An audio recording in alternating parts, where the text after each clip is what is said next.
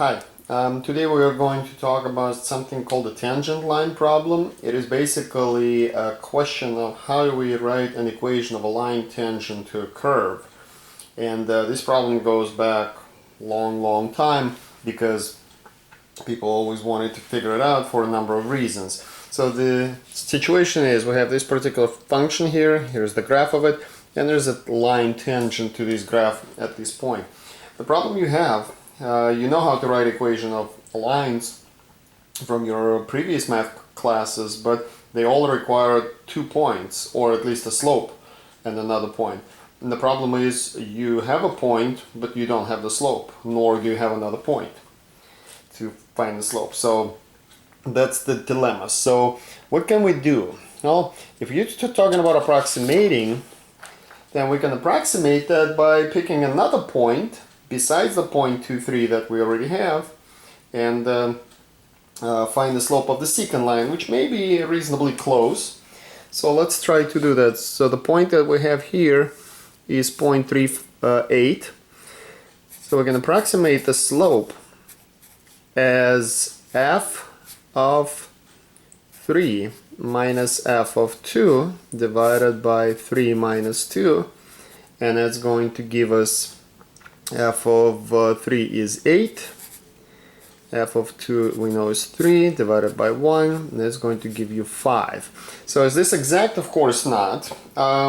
If you look at this graph, you should realize that this purplish line here is the tangent line. This line over here passes through these 2 points, the secant line. The slope is steeper, so this is not accurate, so it is an approximation. How can we make it better? We can make it better by moving the second point closer. So in this case I chose 2.5 and whatever that number is here. So let's try to approximate the slope using that.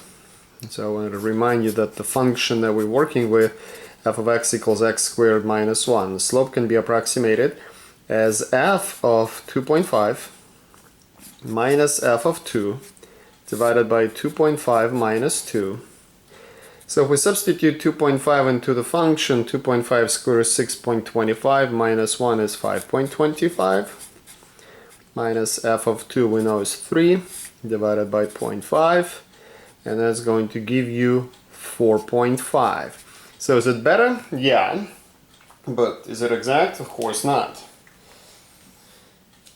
So what can we do? Well, we can continue doing this and, you know, get it to the point, you know, when we're satisfied with our approximation. But remember, it's never going to be exact. And as you start bringing points closer and closer, it requires you use a calculator, and so it's becoming a fairly tedious process. So, but we still, the main issue we are going to have, we are never going to get this exact. So how can we make this exact? Well, ideally what we want to do is bring the second point so close to our point so that essentially the distance between them is 0. But then we run into a problem because the slope is calculated this way. So if we make the change in x 0, then the change in y is also 0, and you have 0 divided by 0. We can't really compute that. But we're familiar with concepts of limits. So why don't we do the following? Instead of making the value of x equal to, let's set it up as a limit problem with x approaching 2. And let's see what we're going to get. So here's our expression. It's the same expression as here, except we have a limit here. So what are we getting? Limit as x approaches 2. F of x is x squared minus 1. F of 2 we know is 3 divided by x minus 2.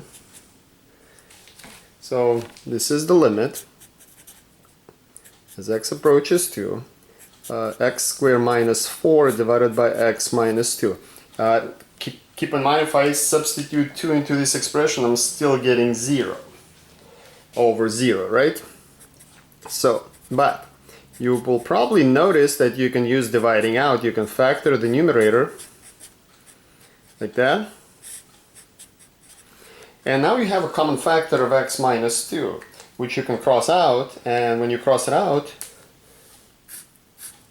the issue of 0 divided by 0 is actually no longer there. And what we have now is the limit as x approaches 2 of x plus 2, and direct substitution works here beautifully, and our answer is 4. So the slope of that tangent line is actually 4. So when we got 4.5, that was better than 5, but still not exact. Okay? There's another way to write the same exact expression and get the same exact answer. So instead of, and this is actually something that's going to come handy later on, instead of us making the, putting it in this form, what we're going to do is we're going to say, okay, so I want the change in x to approach 0, and my numerator is going to be expressed as f of 2 plus delta x minus f of x. This is still the difference quotient, because what you have on top is the change in the value of y, and what you have on the bottom is the change in value of x. So let's see how that's going to work. Now, because we're supposed to get the same answer, right? Delta x approaches 0. So f of x plus delta x, we're going to have to plug in 2 plus delta x into our function, which is going to be x2 plus delta x squared minus 1 minus, and we know f of 2 is 3 divided by delta x. Okay, we have a bit of a math to do here.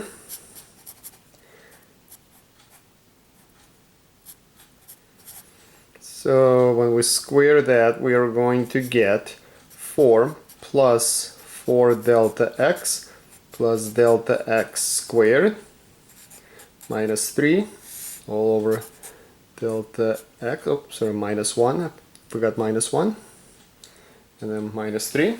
So when we open all that,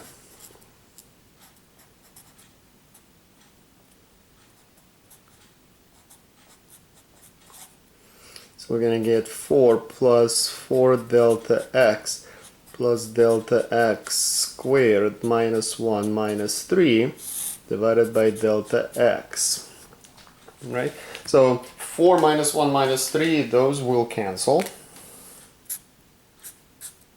And now we have 4 delta x plus delta x squared divided by delta x. The problem we have is it's still 0 divided by 0.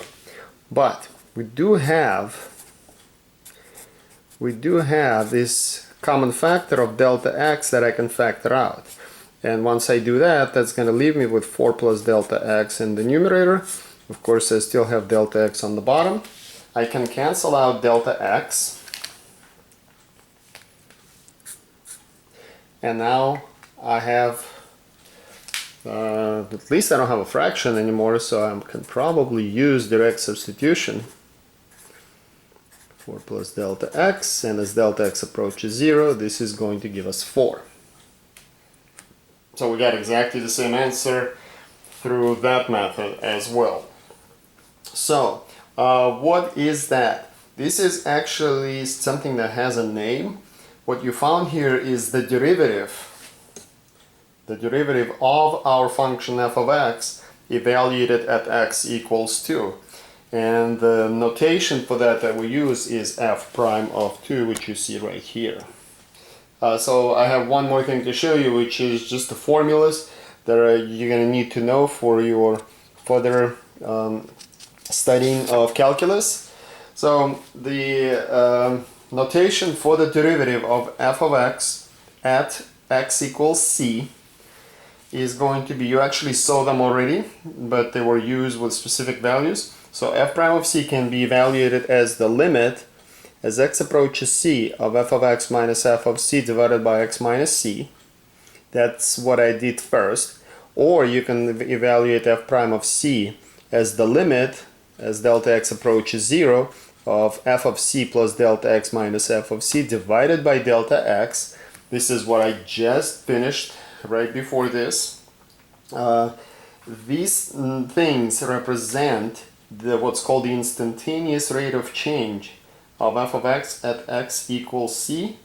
The general formula, when you're not interested necessarily in the value of the derivative at the specific point, is given to you right here. So the only difference between this formula and this formula is I have c here, which is we assume to be some kind of a value, and here I just have x. Okay, and that's what the definition of the derivative is. I hope this helps.